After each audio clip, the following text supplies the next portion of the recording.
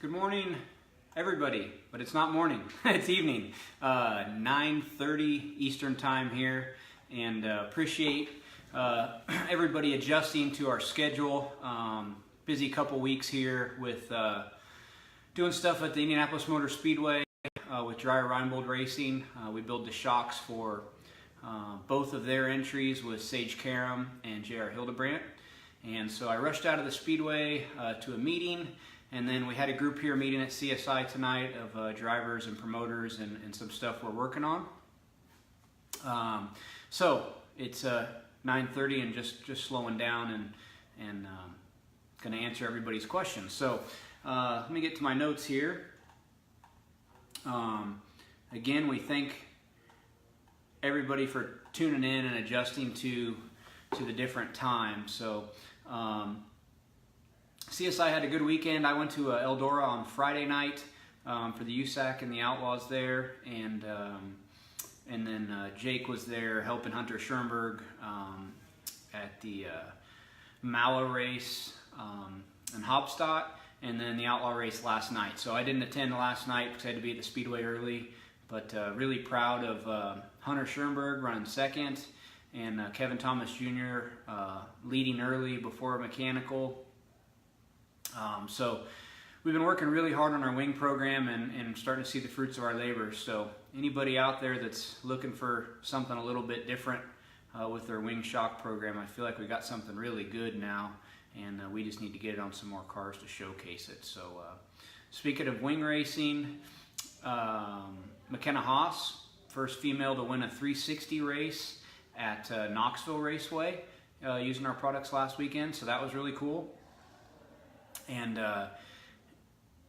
we've had a good run there, so we've been running really well at a lot of these wing races. We've won a lot of 305 wing races. Tyler Drewkey won from 12th at Eagle Raceway. And so again, we've been working really hard. We're known as a non-wing company, and we're really proud of all the success we've had non-wing racing. Obviously here in Indiana there's a ton of non-wing racing, but we've been working hard on that wing program and trying to grow our market presence there. Got some really cool new wing products we released this year that are working well. So I don't have a whole lot of notes for who won. Normally I do that on Monday mornings when I'm in the office, but I was at the Speedway all day today. We'll be the rest of the week. So if you need something from me this week or next week, shoot me an email, text me, whatever. I will get back with you, but it'll be later in the evening. If you need something immediate, Jake or one of the guys here at the shop can certainly get you pointed in the right direction. So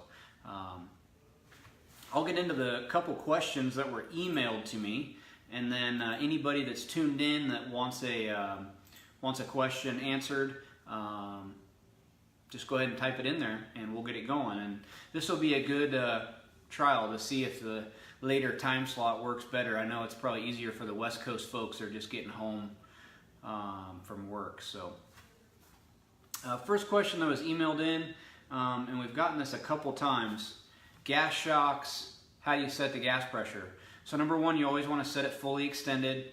Just disconnect it from one end of the car, pull it apart, and then set your gas pressure there. You will need to check it with a proper inflation tool, either one that we sell or one you buy from another shock manufacturer, but that inflation tool is going to help ensure that you don't lose all the gas out of your shock, you get an accurate reading. So depending on the tool, there's different ways to use it, but make sure you set the pressure fully extended, and we do recommend checking your gas pressure weekly. So when you get to the track, check it. So for those of you that watch every week, probably sound like a broken record. We talk about gas pressure every week, but that's a question we get asked a lot. So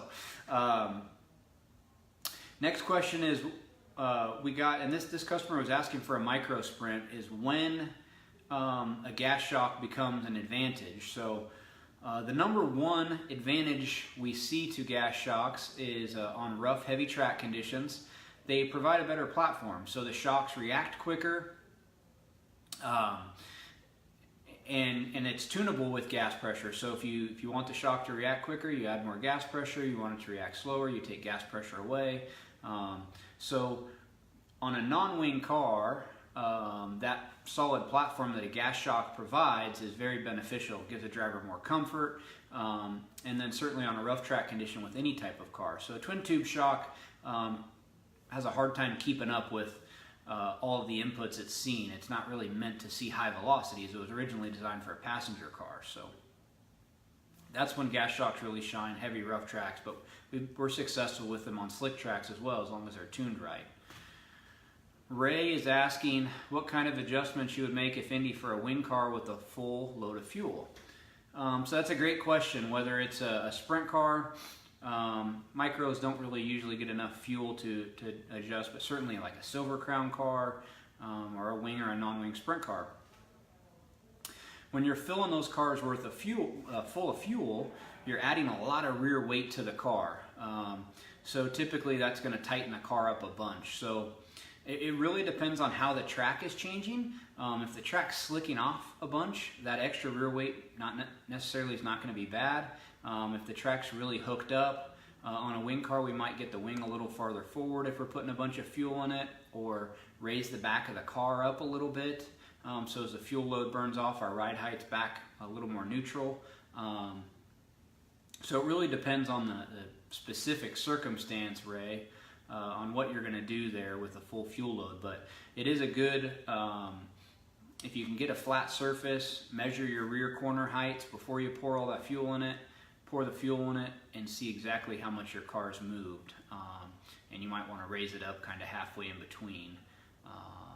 But again, if the track's really slicking off, that fuel might be beneficial for you. So anybody that's tuned in, we got 25 of you or so tuned in. Anybody that has any questions, answer away. I do have one more question that was emailed in. Those of you who know me well know this is past my bedtime. I'm a early to bed, early to rise type of guy. I'm usually out of bed about 4:30 in the morning. So we're not going to hang around here super long if people don't have questions. But next question. The bump rubber kit on a wing sprint car.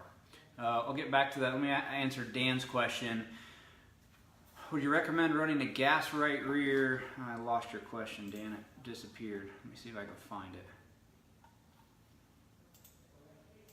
Apologize. When it's on my phone, it disappears quickly. Okay, here we go. Dan, would you recommend running a gas right rear with right side shocks you guys are doing with the LT shocks? I recommend running a gas right rear with a...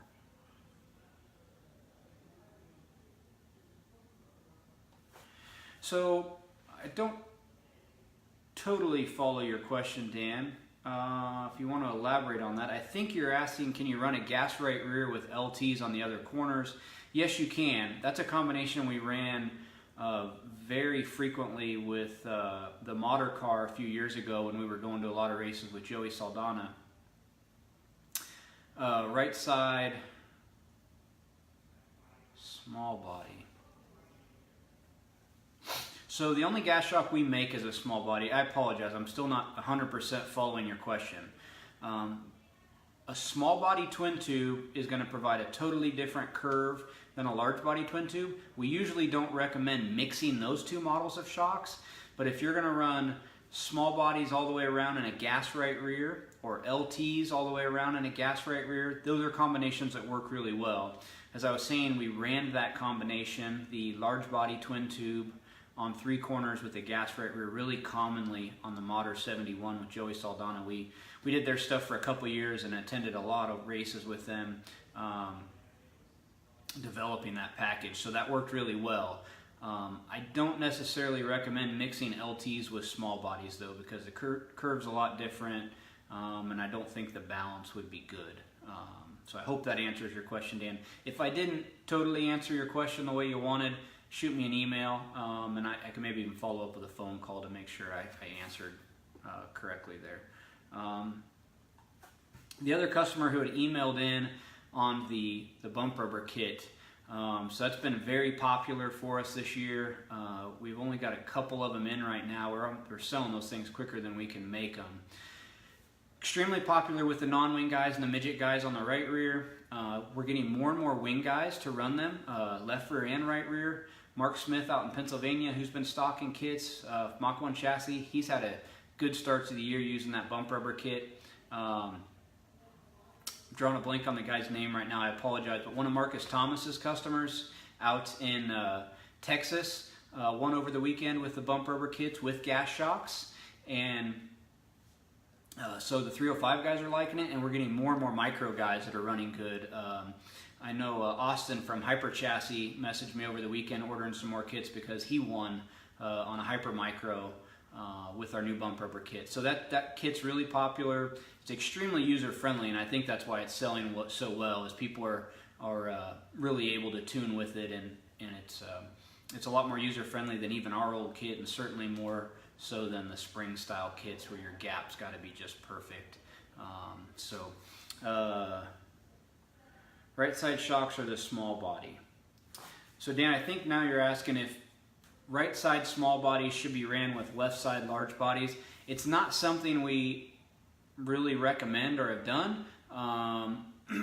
So I think if you're going to run small bodies, run small bodies. If you're going to run big bodies, run big bodies. If you want to throw a gas right rear on to help stabilize the car on the cushion or a rough racetrack, that's certainly a good idea.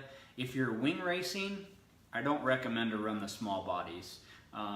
They just don't offer the curve that we need. So with the large bodies, we're able to flow a lot more fluid. We can simulate a curve that's going to, and when I say curve, I mean shock curve. We're able to get a curve that's going to work better on a wing sprint car. Those curves are not easily achievable with a small body. We're able to get curves that work great on a micro, work great on a dirt midget, not so much on a wing sprint car. A wing sprint car needs a real soft, low speed. We're needing to generate a lot of grip. Those cars have a ton of power, and we don't need as much control as we would in a midget or a non-wing sprint car because the wing's controlling the car.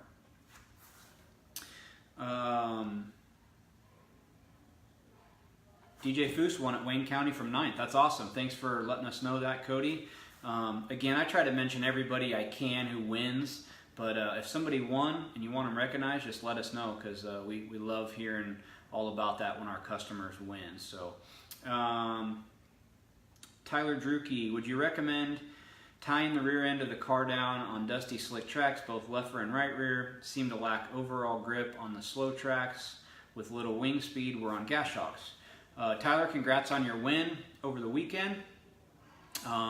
And we do recommend tying both rear shocks down. So traditionally, everybody would take a rebound out of the left rear, add a rebound to the right rear when the track slicked off. But what we found is that really doesn't give the car a good balance and doesn't give good overall rear grip.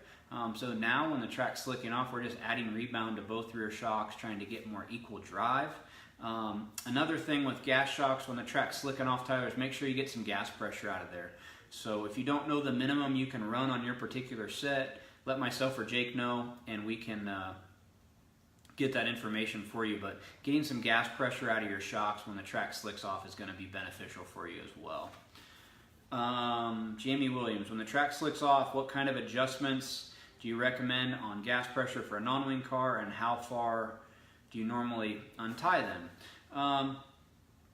Really depends on the instance. However, we usually don't open the front shocks all the way up. We tend to lose too much control. The front end will fly up really easily, but there needs to be some resistance there as the front end comes up to push the back end down to get the drive you're looking for. Just to throw numbers out there, the other night I was at Kokomo helping a customer, track slicked off. We opened up that left front to about 75 pounds of rebound, and the right front was about 45 pounds of rebound. So not all the way open. So it really depends on your instance, but we had went from early in the night when the track was hooked up, we had 140 in the left front, we went to 75, the right front we had 100, we went to 45. So okay, so adjusting the gas pressures did help you. That's great. Ron Coleman, congrats on the win. Appreciate all the questions. You guys are more interactive in the evening time than in the morning. So those are all the questions that have been answered so far. If anybody else that's tuned in, got almost 40 of you now, certainly ask away. If I miss your question, you think of it after we sign off, comment. I'll try to answer either directly to you or maybe even use it in next week's program. And certainly anytime we're doing these, you can email me ahead of time or send me a private message either to my personal page or to CSI. We're doing these for you guys, just trying to help everybody. Give them an opportunity to bounce their ideas off someone. Sometimes it's hard to answer in specific detail because I'm not there seeing it, but we're definitely going to get you pointed in the right direction and answer your question as best as possible. Not a problem, Jamie. Thanks for asking. So anyhow, as I told you guys earlier, this is way past my bedtime. Got to be at the Speedway early tomorrow. So more questions. How big an adjustment do you normally do when adjusting rebound, 1 click or more at a time? So it depends on the shocks. Chris, I believe you have our RS15s. Definitely more than a click. So there's 8 clicks in a turn. Shock's going to have 3.5 turns or so. You definitely need to make a bigger swing than that. So depends on your shocks, but I'm going to say you're going to need to be doing 4 to 6 click adjustments at a time. The left rear, a little more sensitive. You might only do a couple clicks, but fronts and the right rear, probably 4 to 6 clicks at a time to really feel the adjustment. Niche on a 305 car.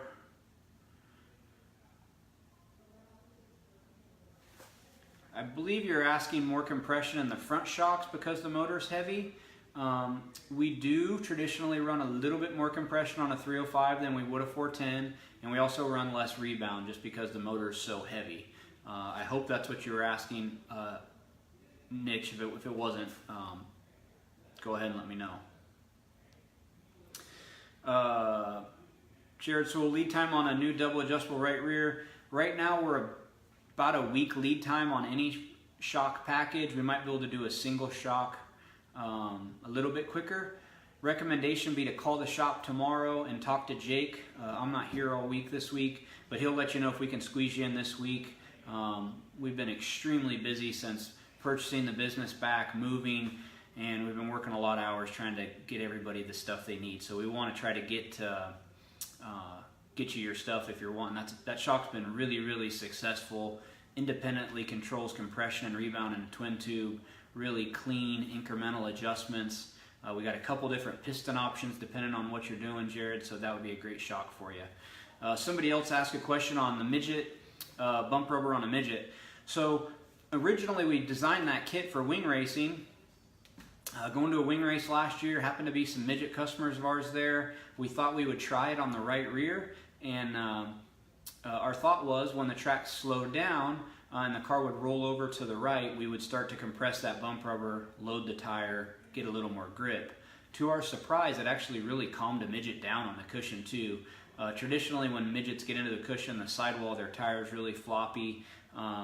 Short wheelbase, the cars tend to get a hop and hop 2 or 3 times. When running that new bump rubber kit, we really slowed down that hop. Kind of a funny analogy I've told customers when they're concerned about the gap and everything with it. I said, you know, this bump rubber kit's almost like falling into a waterbed. It's just really soft and progressive. So we're able to increase right rear grip without the car rolling over so far. And so we're holding a more level platform. We're loading that right rear tire, and we're also calming the car down on the cushion. So it's been a really good tuning tool for us. You see a lot of our midget customers running it. The Clausen cars run it very frequently.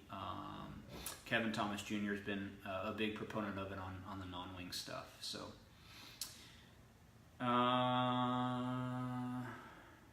do you buy shocks back? Just bought a brand new set and wrecked them on the opening night. Brent, traditionally we don't buy shocks back. We use our test shocks and we sell those later in the year, you know, at a reduced cost. But buying used shocks back is not something we do at the moment. But get with me on that as far as getting those fixed up, and maybe try to help you out best we can there. So, Chip, I'm glad you're the guy who won it. I believe it was Devil's Bowl over the weekend with Marcus's shocks and the bump rubber. So congrats on the win. So thank you everybody for tuning in. It's been an extremely interactive show. We might look at doing more of these in the evening time to help everybody out. I know the West Coast people, the noon start time's a little early. So awesome. Appreciate everybody tuning in. Hope you guys have a great week. If I missed your question, go ahead and ask it, and we'll get it answered next go around, or I might message you privately to answer it before you race again this weekend. All right, but guys, thank you.